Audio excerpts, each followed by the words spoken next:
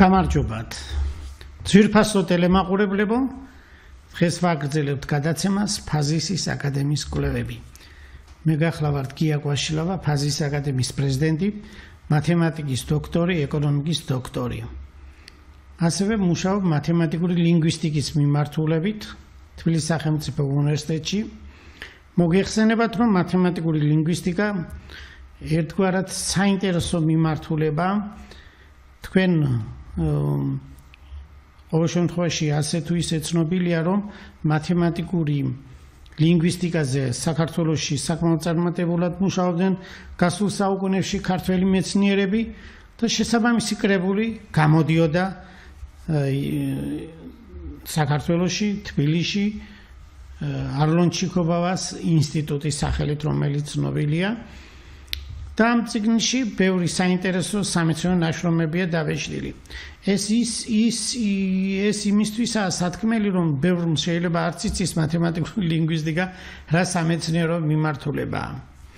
ახლა ჩვენ შემდეგ გადაცემაში და ახლაც აღნიშნავთ, რომ რიგ რაღაც დეტალებს, რომელიც წინა გადაცემაში შეგვერდით, ეს იყო ფაზისის აკადემიის შესახებ ვისაუბრებდი. სიტყვა ფაზისი შეიძლება ბევრისთვის არ იყოს ცნობილი. ეს სიტყვა ფასისის ფორმით არის ბერძნულში შემონახული. ქართული სიტყვა, ანუ უძველესი პროტოქართველური, ანუ პირველი ქართველური ენობრივი სისტემაში ფაზისი, ანუ ითქმებოდა ფათის, ანუ ბერძნები, რომლებიც ჩამოვიდნენ 2800 წლის წინ, პირველად წარმოთქვეს ფათის. ფათი არის უძველესი პროტოქართველურ ენაზე წარმოდგენილი ფათი. ეს ტოპონიმი ას ნაცვლად შემდეგ ხდება ლინგვისტური კანონზომიერი გადასვლით ა გადადის ოში. თქვენ მოგეხსენებათ, რომ საერთო ქართული ენობრივი სისტემის მიხედვით ა იქცევა ოდ. როცა ის ზანურში, ანუ კოლხურ ფორმაში გადადის. მაგალითად, სიტყვა სწორედ ასეთი შესატყვისობებით არის ქართულსა და მეგრულ შორის, ლაზურსა და ასევე სვანურ შორის.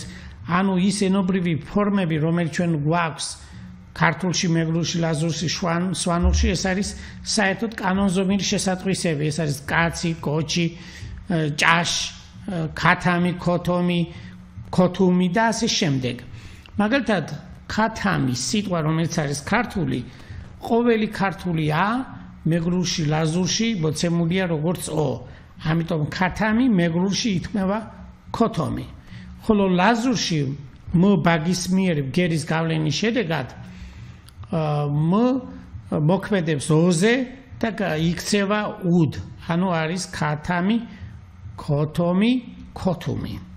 აი ეს კანონზომიერებები ცნობილია, თუ შესაძლებელია თქვენთვის ყურადღება რომ მიაქციოთ, ამისთვის მე წიგნს დაგისახელებთ ჰაინც ფენრიხი სარჯველაძის წიგნი, ეს არის ქართველური ენათა ეტიმოლოგიის ლექსიკონი, 2000 წელსა გამოცემული, ადრეული გამოცემებიც არის ცნობილი, მაგრამ ამ გამოცემის ამოღება თქვენ შეგიძლიათ საქართველოს ეროვნული ბიბლიოთეკის ოფიციალური საიტიდან.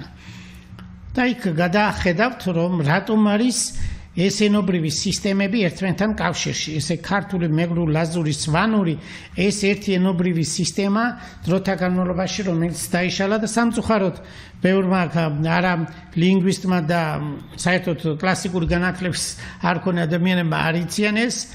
ამიტომ ამ ენობრივ სისტემებს ქართულს, მეგრულ, ლაზურს, სვანურს 1895 წელს შუხარტმა, ჰიუგო შუხარტმა, გერმანელმა მეცნიერმა უწოდა ქართველური ენათა ოჯახი. ამ სისტემით არის გაერთიანებული ესენები. ახლა, რადგანაც ფათზე ვსაუბრობდით, სიტყვა ფათი, ანუ შემდეგი პროცესის მიხედვით ა-ოთ იქცევა და ჩვენ მივიღებთ ფათი, ფოთი. რადგანაც ფ ბაგისმიერი ბგერა არის მეგრულში, ო, როგორც ლაზურში, უდ იქცევა და ამიტომ მეგრულში გვაქვს ფუთი ფორმა. ფათი, ფოთი, ფუთი. ახლა შევხედოთ ეს სიტყვა ფათი, როცა ბერძნები აქ ჩამოვიდნენ, ბერძნული დაბოლოებით ის დაბოლოებით, ანუ s დაბოლოებით პატისა იღებს. აი ესეთი ფორმა არის შემონახული ძველ ბერძნულში. მაგრამ დროთა განმავლობაში დიალექტი, რომელიც არის ბერძნულში ის, რომელიც გაბატონდა კლასიკური გაგებით, ტს ნაცვლად ს წერს. ანუ ბერძნულში, თავად ბერძნულში ტსა და ს-ს მონაცვლეობა თავისუფალია. ამიტომ ფათისის ნაცვლად ამბობს ფაზისი. ფასისი. ესე იგი ფათის, ფასის. ბევრ შემთხვევაში სვგერა ორხმოვან შორის განსაკუთრებით გერმანულ ენებში და შესაძლებელია გერმანულ ტექსტებში ფასისი არ წარმოითქმებოდა, რა თქმა უნდა ცნობილია, რომ ის ითქმება ფაზისი.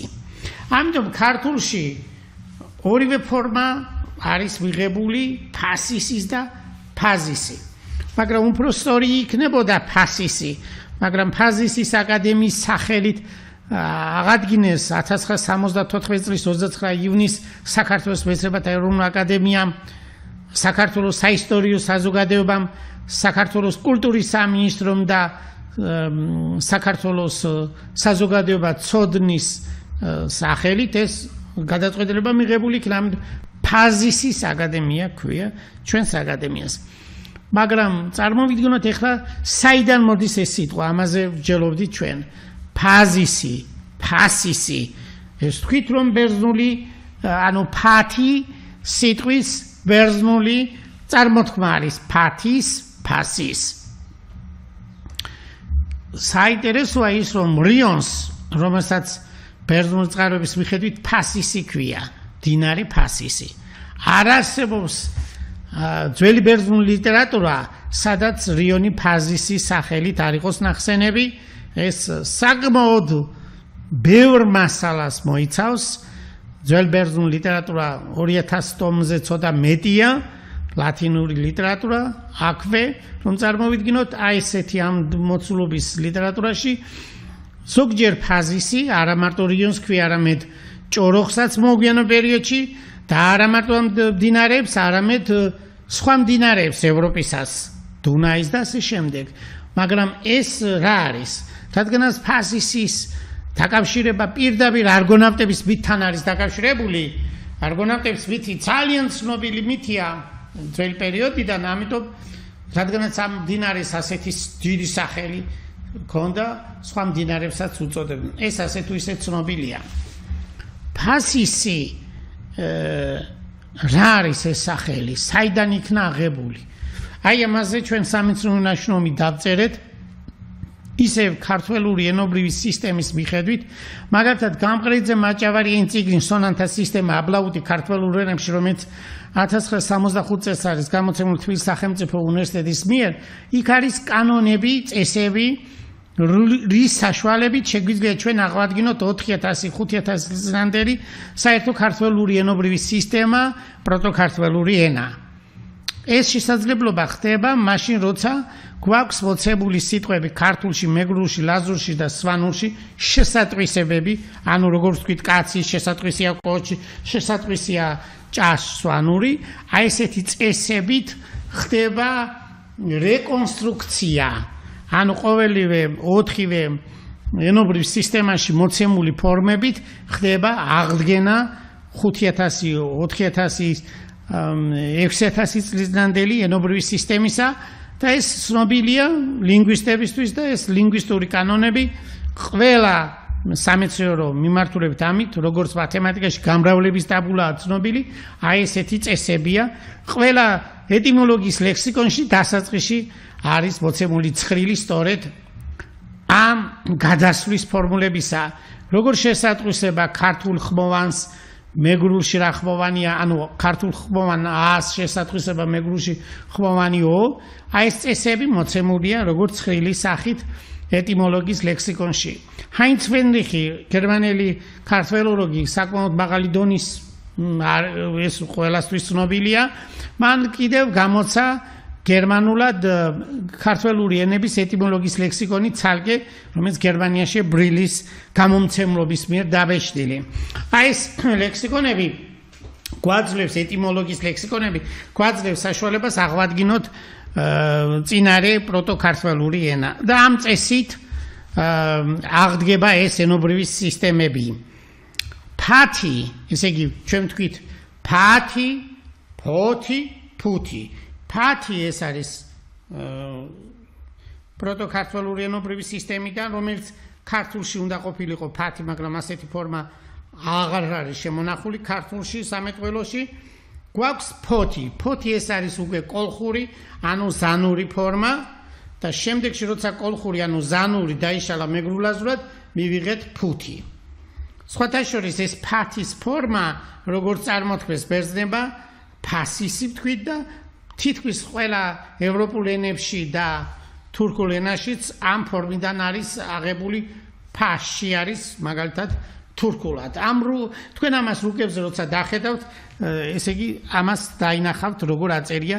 არ არსებობს რუკა ევროპაში გამოცემული მე-12, მე-13, მე-18 საუკუნის ჩათვლის, სადაც ფაზისი რიონს არ აწერია და ეს დინარეს გარდა ქალაქსაც ჰქვია ფაზისი. ანუ დღევანდელ ფოთზეა საუბარი. ახლა წარმოვიდგინოთ, კითხვა ასეთია, რას ნიშნავს ფათი ქართულად და რატომ შემოინახა ეს სიტყვა ასეთი ფორმით და რატომ ეწოდა ქალაქს ასევე მდინარეს, ესა უმთავრესი. ბერძნული წერილობითი წყაროები აღნიშნავენ, რომ ფათი, ანუ ფასისი ბერძნულად ასეთი ბერძნული ფორმებით, ანუ ბერძნული ჩაწერით, ბერძნული წარმოთქმით, ფათი, რომ წარმოითქმება ფათის, ანუ ფასისი, ეს არისო კოლხების ღმერთის სახელი, მდინარის ღმერთის სახელი. საინტერესოა ეს მოსაზრება და ამ მოსაზრებას ყურადღება მიაქცია ქართველმა არქეოლოგმა მიქელაძემ და მან თავის ნაშრომში აღწერა, რომ ეს ფაზისი არის, რა თქმა უნდა, კოლხების მდინარე. ანუ ეს ციტატა ბერძნულში წერია ფასისი არის კოლხების მდინარე. ეხლა გავშალოთ კოლხების მდინარის ღმერთის სახელი, ანუ წყლის ღმერთის სახელია.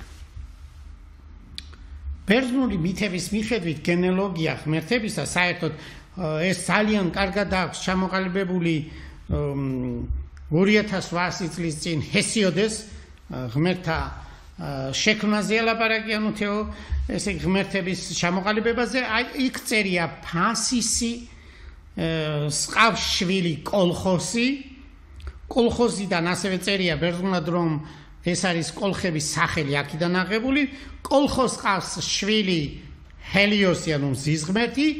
ზიზღმერთს, ანუ ჰელიოს შვილად ყავს აიეტი და ეს უკვე ვიცით, აიეტის ოჯახი, პასიფაე, კეირკე, აქტისი, პერსე, პასიფაე ვთქვით, კირკე ვთქვით და ეს თელი დიდი ოჯახი, ამის გარდა კიდე ყავდა და ძმები, მთელი შავი ზღვისა და ხმელთაშუა ზღვისპირეთის ქვეყნების, რეგიონების მმართველები იყვნენ ბერძნული მითების მიხედვით.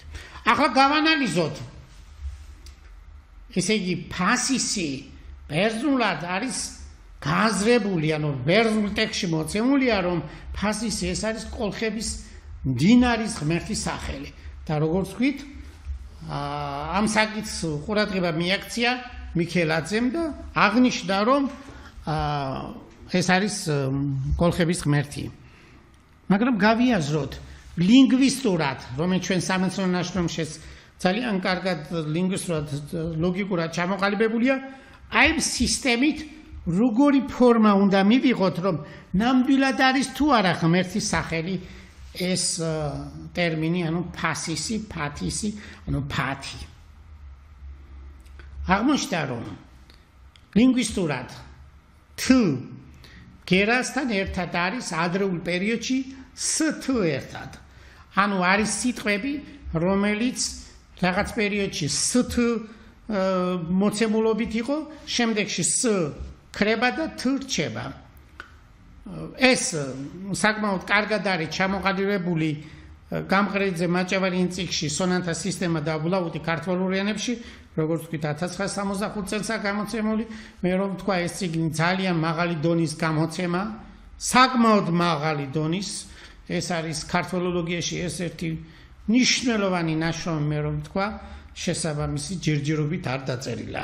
ყოველ შემთხვევაში ამ რანგის ნაშრომი მე არ მაქვს წარმოდგენილი. ამ წიგნში, როგორც ვთქვით, ანუ თ-ს წინარე პერიოდი არის ს-თ. ამიტომ ფათი სიტყვა უფრო ადრეულ პროტოქართველურ ენაში, ანუ საერთო ქართულ ენოვან სისტემაში გვექნებოდა ფასთი. აი ახლა აქ უკვე ვინც სვანური კარგად იცის, ისინი ძალიან კარგად მიხვდებიან, რომ სვანურში ბევრ შემთხვევაში არის, მაგრამ გამორიცხული შემთხვევებიც არსებობს, როცა უც ხდება. თუმცა ეს კანონზომიერი შესატყვისი არ არის უსი, მაგრამ სვანურში დღეს ხდება სიტყვა ფუსტი. ფუსტი. ვინც კიდევ ერთხელ ხაზგასმით აღვნიშნავ, ვინც სვანური კარგად იცით, ფუსტი არის ღმერთი, უფალი. აი ამ სიტყვის მნიშვნელობის ახსნის დროს აუცილებელია ლინგვისტური ცოდნა ამ ენობრივი სისტემებში ხმოვნებისა და თანხმოვნების შესატყვისობა და მეგრულის, ლაზურის, სვანურის ცოდნა გვაძლევს ყოველ შემთხვევაში მთლიანად ქართულის წარმოდგენას. აი ვერ ახსნიდით ვერანაირად ფასტის, ანუ ფათის, ფასისის ნიშნულობას თუ სვანურ მონაცემებს არ დავეყრდნებოდი. ჩვენ ვისაუბრეთ წინა გადაცემაში, რომ სქემების მიხედვით, ყოველ შემთხვევაში ეს სქემა, რომელიც დეტერსმა მოგცა, საერთო ქართული ენობრივი სისტემა, ანუ უძველესი ენა, რომელიც 7000-6000 წლის წინ იყო, დაიშალა ასეთი სახით, ესე იგი საერთო ქართული ენობრივი სისტემა, შემდეგ არის პროტოქართული ენა, ის დროთა განმავლობაში რიგი ფაქტორების მიხედვით იშლება სვანური და ესე იგი მარცხენა მხარე ავიღოთ და მარჯვენა კოლხური ქართული. შემდეგ რაღაც პერიოდის გასვლის დაახლოებით 2000 წელი ან 1500 წელი, ამის გასვლის შემდეგ ხდება წინარე სვანურიდან სვანური ჩამოყალიბება, ხოლო აქედან ესე იგი კოლხურ ქართული კიდევ იშლება. კოლხურს მეორენაირად ზანური ქვია, ზანური უწოდა აკაკიშანიძემ, უკაცრავად აკაკიშანიძემ უწოდა კოლხური, ხოლო არონჩიკობავამ უწოდა ზანური. ესე იგი კოლხურ ქართული გაიშალა კოლხურ და ცალკე ქართულად. ახლა გვაქვს სამი.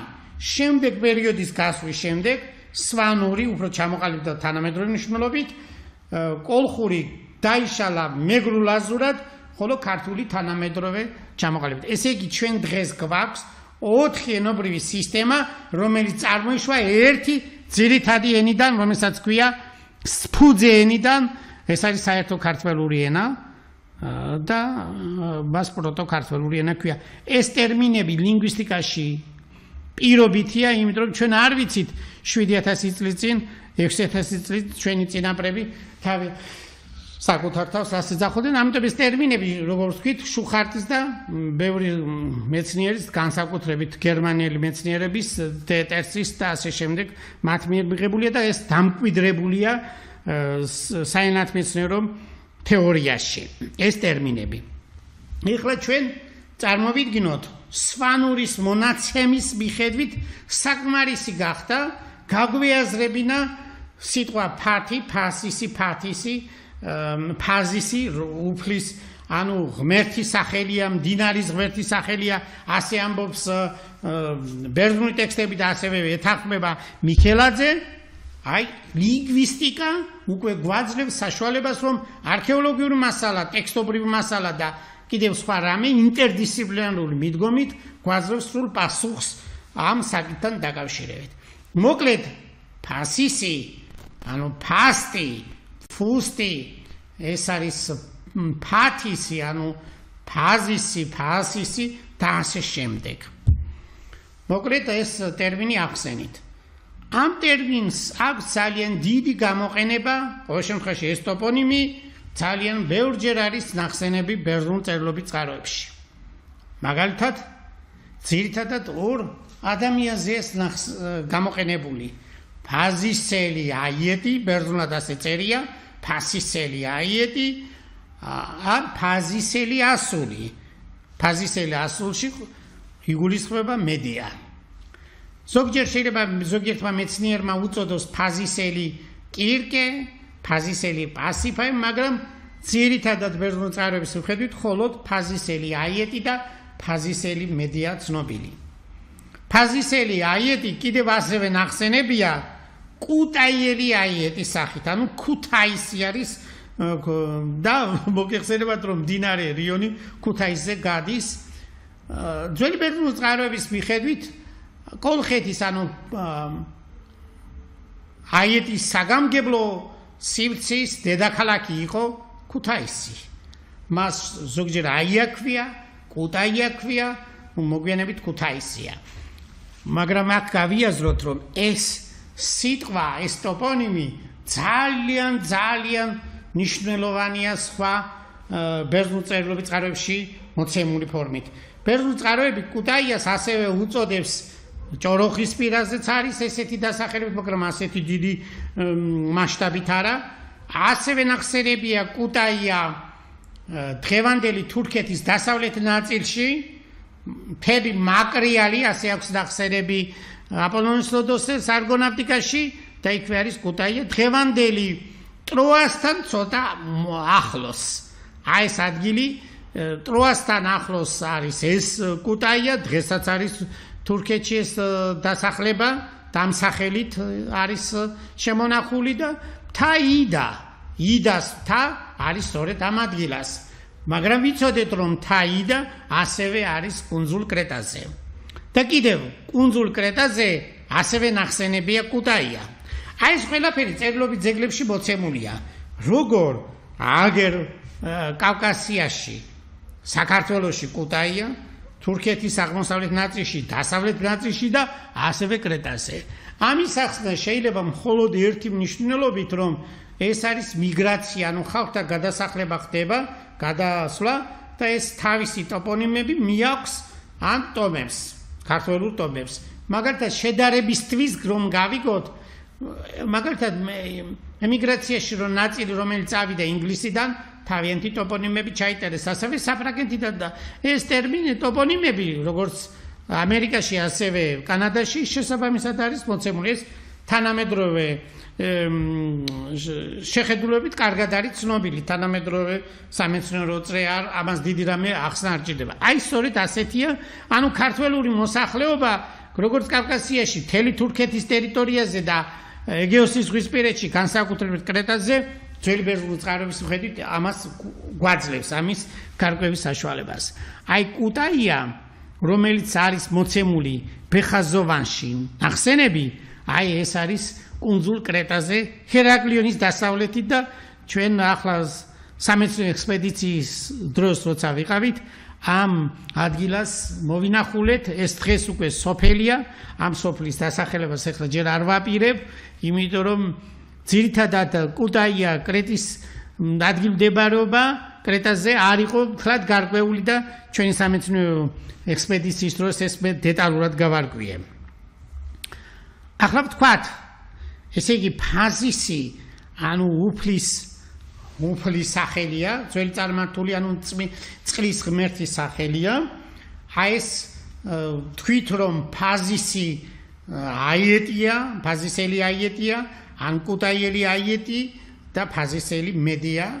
ზოგჯერ შეიძლება ფაზისელი კირკეც იყოს, მაგრამ ძველ ბერძნულ წყაროებში ესე ხშირად არ იხსენიება. თუმცა მე ესეთი დასახელებით, ასეთი ფორმით მე არ მინახავს კირკესთან დაკავშირებით. აიაიელი კირკე კი გამიგია, ბერძნულად ეს წერია, ანუ აიას იგივე კოლხეთია, აიაიელი კირკე, აიაიელი მედია, როგორც ჰომეროში, ისევ აპოლონის ლოდოსელის არგონავტიკაში ეს ნახსენებია. ახლა გადავიდეთ შემდეგ საკითხზე, ფაზისი ასეთი ისტორიის მქონეა, ნუ ყოველ შემთხვევაში რატომ ჩამოყალიბდა აკადემია? ფაზისის აკადემია. ძირითადად ეს რომ გავარკვიოთ, ეკონომიკური ურთიერთობები უნდა გავითვალისწინოთ. თქვენ მოგეხსენებათ, რომ დასავლეთში მოთხოვნილება იყო აბრეშუმზე და აღმოსავლეთში, ჩინეთში აბრეშუმის წარმოება იყო. ანუ მიწოდება და მოთხოვნა ეს ელემენტარულია ეკონომიკაში, ამიტომ როგორ უნდა გადმოეტანათ ჩინეთიდან დასავლეთ ნაწილში ჯერ ათენში და მე ათენი იყო მაშინ ძირითადად იმ ძველი სოფლიოს ცენტრი და შემდეგში რომი ხდება ცენტრი. აი ამ ორ ქალაქში ძირითადად მოთხოვნა იყო აბრეშუმზე და მიწოდება იყო საჭირო ამისთვის. ამიტომ მიწოდება აბრეშუმის გზი სხვადასხვა მიმართულებებით ვიცით და ერთ-ერთი გზა აბრეშუმის ერთ-ერთი ხაზი ასე რომ ვთქვათ გადის საქართველოს ტერიტორიაზე პირველ მეორე საუკუნეებში მესამე მეოთხე და ასე შემდეგ. აქეთ საუკუნეებში. ახლა გავიაზროთ ეს ტყვარი და რიონი. ესე იგი თუ აბრეშუმი მოქონდათ ამურდარის გაყოლებაზე ეს არის დღევანდელი ყირგიზეთი, ჩრდილოეთი, ავღანეთი და ასე შემდეგ ამურდარის გაყოლებაზე მე გზები იქ საკმაოდ იყოფა ერთი ირანისკენ მიდის მაგრამ ნაწილი ერთი გზა მოდის სწორედ კასპიის ზღვის ჩაყოლებით კასპიის ზღვა ან შემოულის ან გადააქვს კასპიის ზღვით და გადმოდის ტყვარზე ტყვარი და რიონის ახალ შესაერთებლები არ არის თლად მაგრამ 1-20 კილომეტრი შეიძლება ნაკლებიც იყო ან მეტი ეს არის თანამედროვე ხარაგაულის რაიონი სადაც აი აქ შეიძლებოდა გადაეტანათ საქონელი და შემდეგში რიონის შესართავთან გადაქონდათ ერთ-ერთ შესართავში და მე დინარით ახერხებდნენ ჩატანას ზღვაში და ის ფაზისი სადღაც დღეს ფოთი მდებარეობს გახდა ძალიან მნიშვნელოვანი სავაჭრო ცენტრი. ამიტომ ძველ წელთაღრიცხვის მე-6 საუკუნეში სოფლიოში როცა პირველად ლიდიაში მოიჭრა ფული აი მეორედ ცნობილია რომ ფული მოიჭრა ფაზისში და ეს კოლხური მონეტის სახით ანუ კოლხური თეთრის სახელით არის ცნობილი ფაზისის ფული ფაზისში მოჭრილი ფული ეს არის საერთაშორისო დანიშნულებით ნუ ყოველ შემთხვევაში სახელმწიფო ფულია და რამდენიმე ნაწილი დღეს უკვე ევროპის მუზეუმებში ნახება ამ ფულების სხვადასხვა ვერსიები, სხვადასხვა ვარიანტები, საქართველოს საკმაოდ ბევრია შენახული მუზეუმში და მრავალ ადგილებშიც იქნა აღმოჩენილი. ერთ შემთხვევაში მოხდა რომ მე როცა ინდოეთში ვიყავი ერთ-ერთ მუზეუმში მივამსგავსე ფული კოლხურს და იქაც ამიხსნეს რომ ასე არისო თუმცა მე დადასტურებულად ამის თქმა არ შემიძლია იმიტომ რომ მასალა პირდაპირ არ მინახავს მაგრამ ის მოხაზულობით ფორმით რომელიც არის მოცემული ინდოეთში ძალიან საინტერესოა თუ ეს ასე არის და ფიქრობ რომ მე ეს ასე არის კოლხური მონეტა იქ აღმოჩნდა მაგრამ კითხვა გჭდება როგორ მოხდა ინდოეთში აქედან ეს ფული. ამის გამო ისევ ვეძებე გამოსავალი ბერძნულ წერილობით წყაროებში და პლინიუსი ერთ ადგილას განიხილავს პლინიუს უფროსი სავაჭრო გზებს, სავაჭრო ეკონომიკური ურთიერთობების კონტექსტში და იქ არის აღნიშნული რომ ფაზისიდან, ანუ ფაზისელები, ну ახლა მოკლედ ყვები ეს ასე არ არის თლა დაწერილი, მაგრამ შინაარსობრივად რომ გავიგოთ, სავაჭრო ურთიერთობების გამო ჩავიდნენ ინდოეთის სამხრეთ ნაწილში, სადაც კონცხია. ეს წერია. და იქვე აღნიშნულია, რომ შრი-ლანკაზე, ანუ შრი-ლანკასა და ინდოეთის კონცხს შორის რაც სივრცე იმის სახელებს წოდებებს მოგაწვით, ანუ თავად ინდოეთის კონცხს ქვია ინდოეთის კოლხეთი, ძველ ბერძნულ ტექსტში პლინიუს უფროს უწერია, ხოლო თავად ყურეს შრი-ლანკასა და ინდოეთს შორის მდებარეს კოლხეთის ყურე ერქვა. ნუ ყოველ შემთხვევაში ეს წერია და აქ ჩანს რომ ეს ვაჭრები კომუნიკაციას ამყარებდნენ ადგილობრივ პირებთან და ჩამოქონდათ სავაჭროთ ალბათ ეს გაქონდათ ათენში და შემდეგ მოგვიანებით ანუ დროთა განმავლობაში პოლიტიკური ცვლილებების შედეგად რომელი ქალაქი უფრო ძლიერი ხდებოდა იქიდან ხდება ეს სავაჭრო ურთიერთობების განვითარება და კომუნიკაცია გაქონდათ სპილოსძვალი სანელებლები და ასე შემდეგ.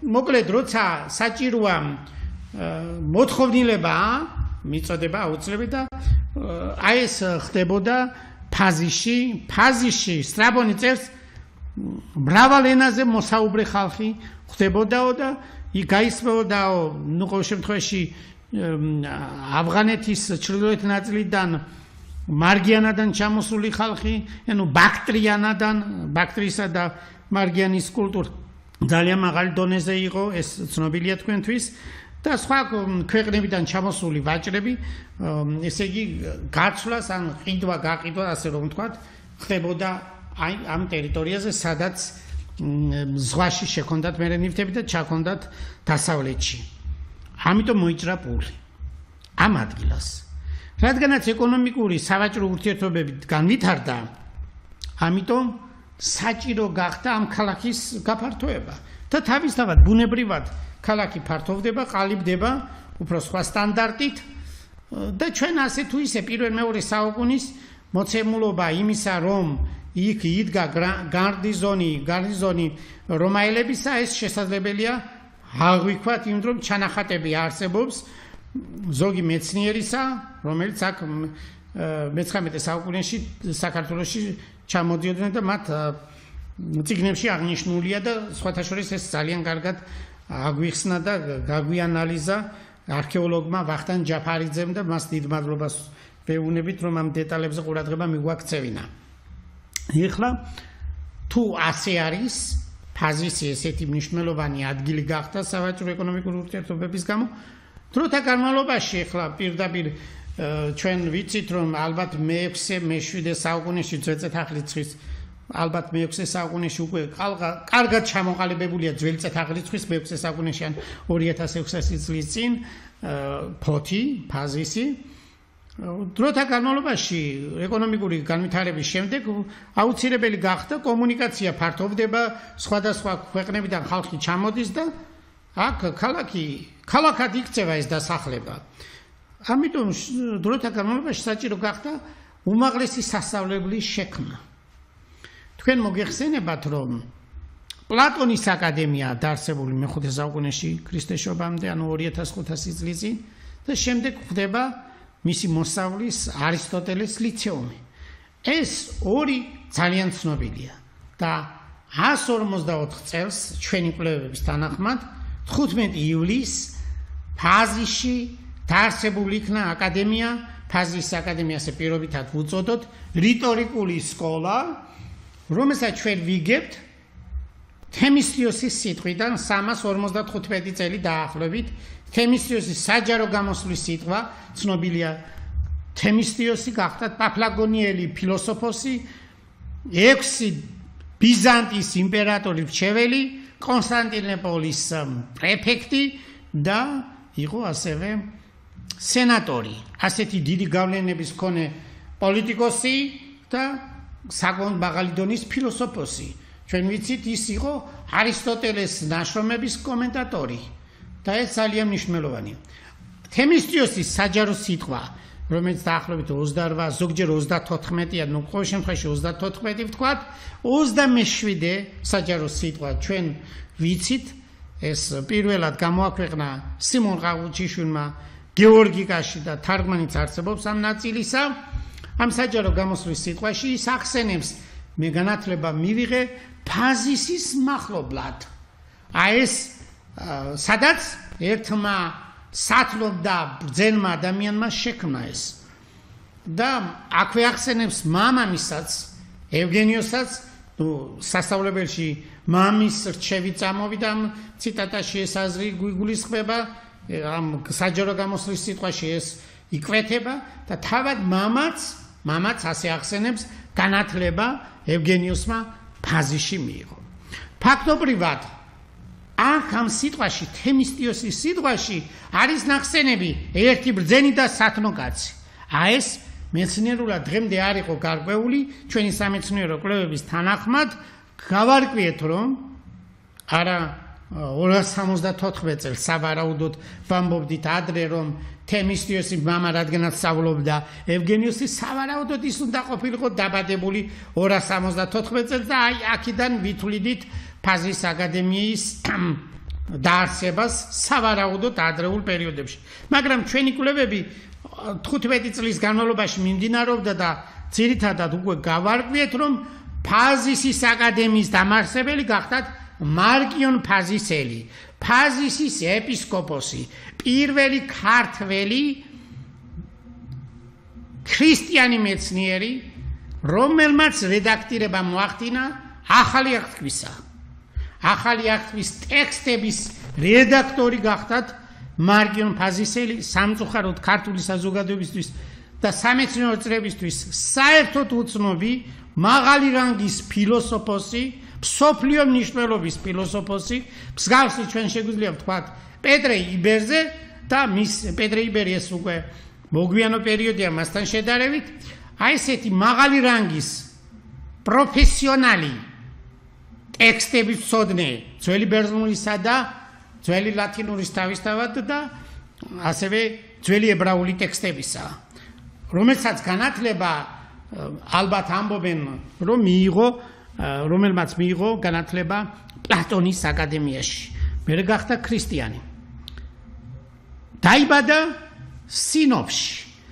და ეს საოცარი ის არის, რომ სინოპი ეს არის ძალიან მნიშვნელოვანი ძველი პროტოქართველური ტომების, განსაკუთრებით მაკრონების დასახლების ადგილი და ხალიფების ეს რუკებზე ჩანს, ძველ რუკებზე ევროპაში გამოცემულ, ან კიდევ მასთან დაკავშირებული მონათესავე ქართველური ტომების დასახლება.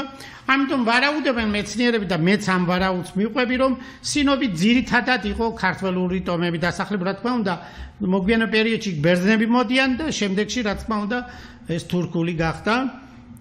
აქ ამ სინოპში, ამ პერიოდში ძირითადად მაინც იყვნენ ქართველური ტომები, ბერძნები და ებრაელები. ებრაელები მათ ჩამოყავდათ ოჯახის ეს წევრი, რომელიც არის ძალიან მდიდარი, პირველ საუკუნეში ძალიან რომსა და ისრაელს შორის ძალიან დაიძაბა სიტუაცია და ამიტომ პირველი საუკუნის ქრისტიანებს საკმაოდ ებრძოდა რომის იმპერია და ამიტომ ამის ოჯახი ეს ყოველ შემთხვევაში მე როგორც მაქვს წარმოადგენილი მარკიონის ბაბუა ძალიან გავლენიანი პირი იყო რომის იმპერიაში. მამაც თავისთავად ბაბუის სახელი ჩვენ არ ვიცით წყაროების მიხედვით, მაგრამ მამის სახელი პალმოსი. ზოგჯერ ბევრი მეცნიერი ფიქრობს მას ქვია ფილოლოგუსი. თუ ეს ასე არის, ფილოლოგუსი ძალიან მნიშვნელოვანი პიროვნება პირველი საუკუნის ქრისტიანებს შორის. ერთ-ერთი ქართველი, რომელიც ნახსენებია ახალ აღთქმაში, რომაელთა 16-15-ში, ეს არის ფილოლოგუსი. წმინდა პავლე ასე მოიხსენიებს. ასევე ფილოლოგუსთან ნახსენებია მისი მეუღლე. აი ძალიან მნიშვნელოვანია ჩვენი ისტორიისთვის. სწორედ ამას უკავშირდება ანდრია პირველწოდებულის შემობრძანება საქართველოში. სწორედ ამ ხაზით, სინოპით, ფაზისით, ბათუმის გავლით, ფაზისი, დიოსკურია, დღევანდელი სოხუმი და ასე შემდეგ. ეს ოჯახი სინოპში, როგორც ვთქვით, სავაჭრო გემების ფლობელი იყო და მდიდარი გავლენიანი პირები იყვნენ რომის იმპერიაში. როცა გაქრისტიანდნენ, რა თქმა უნდა, პირველ საუკუნის ქრისტიანებს ის ძალიან დიდ ყურადღებას აქცევდა. ფილოლოგუსი, ბაბუა, რომლის სახელი არ ვიცით, მარკიონისა. ამიტომ ჩამოიტანა პავლემ რამდენიმე წიგნი, თავისი 10 წიგნზეა საუბარი და სახარების ერთ-ერთი წიგნი, რომელიც არის ლუკას სახარება და ეს აქვს ყოველ შემთხვევაში შემდეგ ეძლევა იოანეს ხელით. ყოველ შემთხვევაში ჩვენ ეს უნდა გავიაზროთ, მინიატურა არის გაკეთებული მე-11 საუკუნის ბერძნულ და ლათინურ ბიბლიის ნაწილები. ერთი არის დღეს ამერიკაში შენახული, რომელიც ჩვენ მოვიპოვეთ და მისი მასალას დავამუშავეთ და გვაქვს ეს ფოტო, ბევრჯერ ვაჩვენეთ და Facebook-ზეც დავდებით. მეორე არის ეს ერთი ნაწილი ბერძნულია, ბერძნული სახარება, რომელიც ამერიკაში ინახება და მეორე ბელგიაში ინახება, რომ ლათინურია. ორივე სახარება, სადაც იწყება იოანეს სახარება, გამოხატული ასეთი მინიატურა, დაბრძანებულია სკამზე და მაგიდასთან ზის წმინდა იოანე მოციქული და ფეხზე დგას მარკიონ ფაზისელი.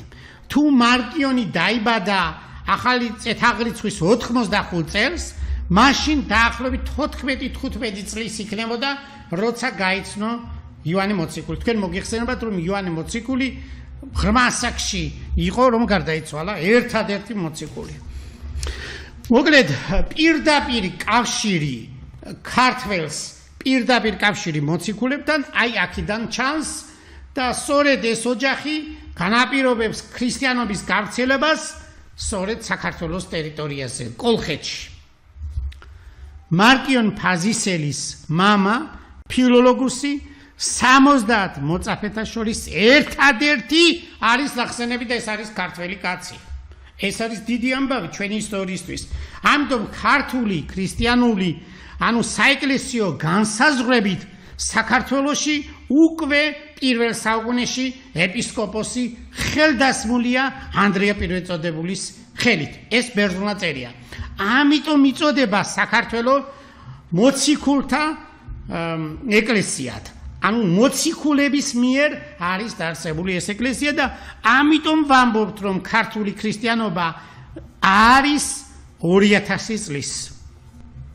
ჩვენ ახლა ოფიციალურ აღიარებას, რომელზეც სახელმწიფოებრივი აღიარება ქონდა, ეს რა თქმა უნდა წელს აღნიშნავენ 1700 წელს, ამას ახლა ჩვენ არ ვეხებით, თუმცა აქაც გვაქვს მოსაზრება, რომ 317 წელს მოხდა ოფიციალურად აღიარება ქრისტიანობისა. ეს შემდეგი შაბასი უნდა დავიწყოთ ამაზე, რადგანაც მასალები არსებობს, როგორც წერილობითი წყარო, ისევე ასტრონომიული მონაცემები, თუმცა ახლა ამ დეტალებზე ჩვენ არ ჩაუღრმავდებით, მაგრამ 326 წელი მიღებული არის მე როგორც გავერკვიე რამაზ პატარიძის ქალიშვილის ლეილა პატარიძის ნაშრომის მიხედვით, მაგრამ ეს ფილოლოგიური კვლევა არის, აქ აუცილებელი საჭიროება როგორც რელიგიური, ასევე ასტრონომიული მონაცემების გათვალისწინება და ჩვენ ვიცით ასტრონომიული მონაცემების მიხედვით 317 წელი უნდა ავიღოთ. დიდი ხანია ეს უკვე ცნობილია.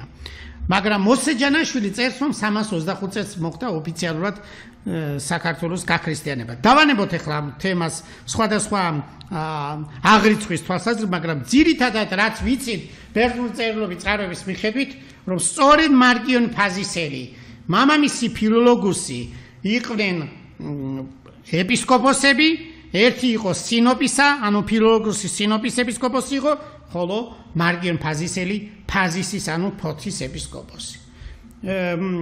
როგორც ჩანს, დაახლოებით 65 წელი ან 70 ეს გასარკვევია ანდრია პირველწოდებულთან არის ეს დაკავშირებული, ზუსტი თარიღი არ ვიცით მისი შემობრძანებისას, ზოგჯერ 60 ამბობენ, ზოგჯერ 65. აი იმ პერიოდში ეკურთხა ალბათ ფილოლოგუსი პალმოსი, როგორც ეპისკოპოსად, ხოლო ვაჟიშვილი მარკიონი ფაზისელი ალბათ 115 წლიდან ან 110 წლიდან ახალი წეთაღრიცხვით 138 წლამდე იყო ფაზისის ეპისკოპოსი. შეიძლება 140 წლამდეც. აი ეს ისტორია პირდაპირ გადაჯაჭვული ფაზისის აკადემიის ისტორიასთან. ფაზისის აკადემია ამ საფუძველზეა ჩამოყალიბებული მარკიონ ფაზისის, ანუ აქ არის წარმოდგენილი როგორც ქრისტიანული სახე და ასევე პლატონის ფილოსოფიური ნაერთი. ერთად. აი ეს აკადემია სწორედ ამიტომ ირჩევს ამ გზას. რა თქმა უნდა, ჩვენთვის ცნობილია და ამას უფრო დეტალურად კიდევ შემდეგ გადაცემებში გავშლით, რომ მე-6 საუკუნემდე არსებობდა ფაზის აკადემია. ზოგი მოსაზრება არსებობს ევროპელი მეცნიერებსა, განსაკუთრებით თუ რუდოლფ შტაინერს დაუჯერებთ, მარკიონი ფაზისელის ამ დიდი დაარსებიდან გასულია, ყოველ შემთხვევაში ფაზის აკადემიის დაარსებიდან 1300 წელი, 1200 წელი, მე-12 საუკუნეში მოღვაწეობდა, აქ განათლება მიიღო ფაზის აკადემიაში, რუდოლფ შტაინერი ასე წერს, ფრანცისკე ასიზელმა. ეს ცნობილი ბერია. თქვენ ყოველ შემთხვევაში მე-6 საუკუნემდე ნამდვილად არსებობდა ფაზის აკადემია. დავასახელებთ ახლა, ესე იგი მარკიონ ფაზისელი იყო დამფუძნებელი ფაზის აკადემიისა, შემდეგ სწავლობდა ბერძნულწერილობის წყაროების მიხედვით ევგენიოსი, თემისტიოსი, საოცარია რომ წმინდა ბასილ უფროსით ამაზეც მოსაზრება აქვს უცხოელ მეცნიერს რომ ის ფაზის აკადემიაში სწავლობდა წმინდა ბასილ უფროსის ოჯახიდან 9 წმინდანია გამოსული მისთან ერთად რომ დავიანგარიშოთ აქ არის ნახსენები ბევრი ქართველი მეცნიერის ნაშრომში იოანე ლაზი პეტრე იბერი ფარტაძი აიეტი გუბაზი ნახსენები და როგორც თქვით ჩვენ შემდეგში დავასახელეთ ფრანცისკის ასისელი აი ეს მოცემულობა აი ასეთი სწავლულები ყავდა ფაზის აკადემიას ჩვენ ხო ვთქვით რომ ფაზის აკადემია ეს არის უმაღლესი რიტორიკული სკოლა და ეს პიროვნებები დაკავშირებული არიან ფაზის აკადემიასთან როგორც შეიძლება მოსწავლე სახით ანუ როგორც სტუდენტი ასე თანამედროვე გაგებით როგორც მასწავლებელი ეს ახლა ზუსტად ყველაფერი წერილობით წყაროებით არ არის ცნობილი მაგრამ ასეთი მოსაზრებები არის ახლა გავიაზროთ ბევრი წერილობითი წყარო ასე თუ ისე განიხილავს რომ ბევრი რომლებიც არიან წარმოდგენილი ისრაელში ეს არის პეტრე იბერი და მასთან დაკავშირებული იოანე ლაზი ანუ ის ითვლება მის მასწავლებლად პირველი ქრისტიანული ქართული ტაძარი რაც ვიცით არქეოლოგიურად აღმოჩენილია ისრაელში ახლოს ბეთლემ უკაცრავად ბეთლემთან ახლოს იერუსალიმთან ახლოს და ეს ჩვენ ვიცით რომ პირველი ქართული წერილობითი ძეგლი 4000 უკაცრავად 430 წლითაა დათარიღებული სწორედ ეს უკავშირდება ფაქტობრივად წერითი სისტემის შექმნა მისი ჩამოყალიბება განვითარება აი ირიბად ფაზის აკადემიასაც უკავშირდება აი ესეთი ისტორიის მქონეა ფაზისის აკადემია და ამას სჭირდება ყურადღება შესაბამისი დამსახურების თვალსაზრისით როგორ ვთქვათ ეხლა ეს მაგრამ შესაბამისად უნდა აისახოს და აქედან გამომდინარე თუ 154 წლის 15 ივლისს დაარსდა და ეს წერილობით წყაროებში ჩვენ გამოვთვალეთ და გამოვიანგარიშეთ და ეს მნიშვნელოვნად ზუსტია მაშინ ჩვენ ფაზის აკადემიას უსრულდება პირველი პერიოდიდან 1900 წელი დაახლოებით ამ სიდიდის ამ ტიპის ორგანიზაცია საქართველოში არ არის საერთოდ ნუ როგორი ასეთი ცნობადობით ინფორმაცია კონდეს არ არის ფაზისის აკადემია ეს პლატონის აკადემიის არისტოტელეს ლიცეუმის დარი უმაღლეს სასწავლებელი იყო დღევანდელი გაგებით რომ წარმოვიდგინოთ ფაზისის აკადემია ეს ისეთია როგორც ესე იგი ფაზისის აკადემია, პლატონის აკადემია და არისტოტელეს ლიცეუმი, როგორც ოქსფორდის უნივერსიტეტი, კემბრიჯის უნივერსიტეტი და ჰარვარდის უნივერსიტეტი შედარებისთვის ვამბობთ ამას, რომ წარმოვიდგინოთ ჩვენ. იმდენად მნიშვნელოვანია ფაზისის აკადემია, რომ მე ხლა შემიძლია გაგახსენოთ თქვენთვის ძალიან კარგად ცნობილია მარგარეტ ტეტჩერის ესე იგი ბრიტანეთის პრემიერ-მინისტრის მოსაზრება, რომელიც მან 1991 წლის 1 აპრილს თბილისში, როგორც ვთქვით, გაერთიანებული სამეფოს პრემიერ-მინისტრმა მარგარეტ ტეტჩერმა ოფიციალურ სიტყვაში თქვა შემდეგი: თქვენ ქართველები, რა თქმა უნდა, უძველესიერი ხართ, რომლის კულტურა მთელ სოფლიოშია ცნობილი.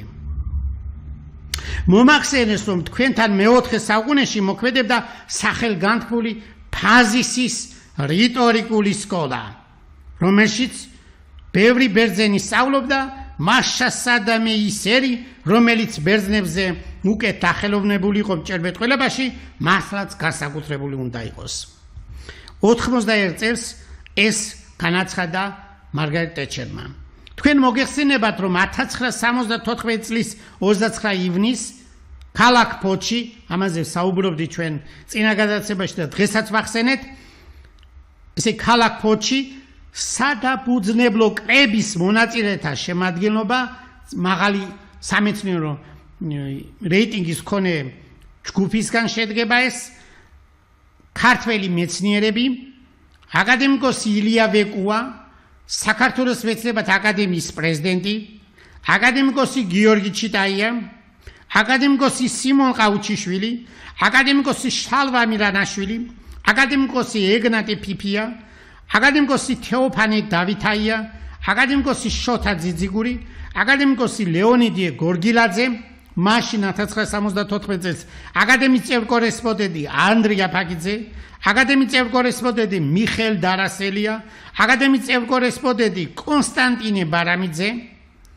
პროფესორი ოთარ თაქთაქიშვილი პროფესორი დამიანე გოგოხია პროფესორი ილია ტაბაღუა მაშინ დოცენტი ცოდნე ბირცხულავა და სხვები საკმაოდ დიდი ესია ამ მაღალი რანგის მეცნიერების სადაფუძნებლო კრების ოქრის მიხედვით ფაზის აკადემია ხელახლა აღდგა განახლდა 1974 წლის 29 ივნისს ფაზის აკადემიის პირველ რექტორად რომელსაც შემდეგში პრეზიდენტი ეწოდა გახდათ შემდეგი ცნობილი გამორჩეული მეცნიერი ისტორიის მეცნიერებათა დოქტორი აკადემიკოსი პროფესორი გიორგი ჩიტაია ქართული ეთნოლოგიური სკოლის ფუძემდებელი ის მეთაურობდა ფაზის აკადემიას 1974-დან 1996 უკაცრავად 1986 წლამდე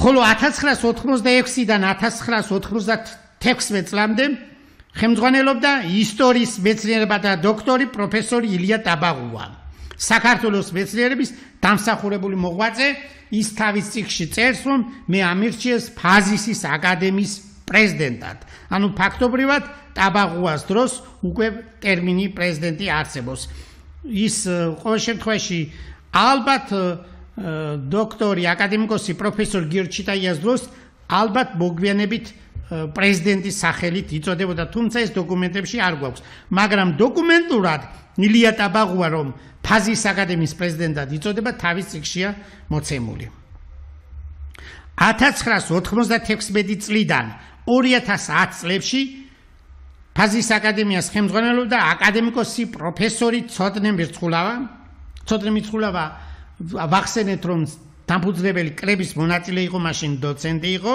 1974 წელს ბატონი ცოდნე მირცხულავა გახდა საქართველოს წყალთა მეურნეობისა და საინჟინრო ეკოლოგიის სამეცნიერო კვლევითი ინსტიტუტის დირექტორი 2010-დან 2020 წლებში ფაზის აკადემიას ხელმძღვანელობდა ეკონომიკის დოქტორი ნუგზარ ნადარაია ქალაქ ფოთის ყოფილი მერი და 1900 2022 წელს შედგა არჩევნები და ხმათა უმრავლესობით ერთხმად არჩეული გავხდი მე გიაკვაშლავა რომელიც ფაზის აკადემიას უკვე 4 წელია ხელმძღვანელობ დაახლოებით ასე იქნება ცნობილია რომ სწორედ ფაზისის აკადემია ამ ღირებულებებზე დგას ანუ ასეთი ფასეულებები ასეთი ისტორიის ქონია და ფაზის აკადემიას აქვს მოსაზრება მის წევრებს ფაზის აკადემიას უნდა კონდეს 1900 წლის თავთან დაკავშირებით უძრავი ძეგლის სტატუსი ანუ ნივთიერი კულტურული მემკვიდრეობის სტატუსი თუ რა როგორ არის ეს განსაზღვრულობა ეს უკვე დამოკიდებულია იურიდიულ საკითხებზე ერთადერთი ორგანიზაცია საქართველოში რომელიც ამ ღირებულებებზე დგას და მას აქვს დაახლოებით 1900 წლის ისტორია ძვირფასო ტელემაყურებლებო თუ ჩვენ ისტორიას პატივს ავცემთ და ჩვენ თუ მარტო ისტორიის სახით ვიქნებით შემონახული რა თქმა უნდა თანამედროვე პერიოდში ჩვენ გვჭირდება უფრო მეტი განვითარება და წინსვლა მარტო ისტორიით ცხოვრება არ არის საკმარის მაგრამ რადგანაც ეს ისტორია გაქვს ამას პატრონობა ჭირდება და ასე მარტივად ამისი არაღიარება და მიღება და გააზრება რომ არ ქონდეს არ შეიძლება იმიტომ რომ ერი რომელიც ყველაფერს თავის წარსულის წარსულის მნიშვნელოვან მიღწევებს თუ დაკარგავს, აბა როგორი ქრისტიანები ვარ ჩვენ როცა მოვიხსენიებთ ჩვენს წინაპრებს. წინაპრების მოხსენება აი ესეთი სახით უნდა იყოს. ეს არის ჩვენი ღირებულებების გაცოცხლება სწორი ფორმით და არა რაღაცა ისეთი, რომელიც მე უარყოფითი სახით ისახება. ჩვენ ძალიან დიდი ისტორია გვაქვს, რა თქმა უნდა და ამას გაფრთხილება ჭირდება ქართველებო. ძვირფასო ტელემაყურებლებო, ამ თემას ჩვენ კიდევ გავშლით შემდეგ გადაცემაში, მაგრამ უნდა დაფიქრდეთ. და როგორც არის ჩვენს ლოზუნგში, ფაზის აკადემიის ლოზუნგში უფალი ჩემი სინათლეა. აი უფალმა უნდა გაგვინათლოს გზა მეცნიერების მიმართულებით, სხვათა შორის ფსალმუნში ასეთი წინადადებაა ნათქვამი: ვუგალობოთ ღმერთსა მეცნიერებით. დიდი მადლობა ყურადღებისთვის. დროებით შემდეგ ხუთშაბათს ისევე შვიცარზე გავაგრძელებთ ფაზის აკადემიის კვლევებს ამ გადაცემის პირდაპირ ეთერს. დიდი მადლობა ქართველებს, რომლებიც ასე მნიშვნელოვნად უყურებენ ჩვენს გადაცემას და ეს ჩანს Facebook-ზე და YouTube-ის არხზე. კარგად ბრძანდებოდეთ, ბედნიერად, გამარჯვებულად ვიყოთ ქართველებო.